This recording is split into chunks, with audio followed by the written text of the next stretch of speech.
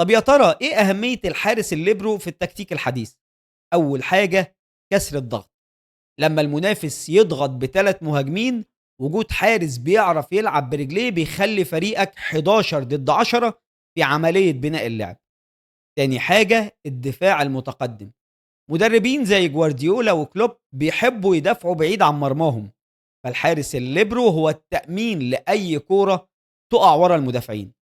من الآخر الحارس الليبرو مش مجرد موضة، ده ضرورة في كرة القدم الحديثة، والحارس اللي بيكتفي بالوقوف على الخط بقى اولد فاشون وبيهدد منظومة فريقك الهجومية. في رأيك مين هو أفضل حارس ليبرو في التاريخ؟ وهل في حراس ظلمهم التكتيك ده لأن هم بيصدوا كويس بس رجليهم مش أحسن حاجة؟ وما تنسوش متابعة، لايك وشير، وقولوا لي في التعليقات مين الحارس اللي بتحس انه لاعب خط وسط لابس جوانتي في ايده. واشوفكم في فكرة جديدة وفيديو جديد. سلام.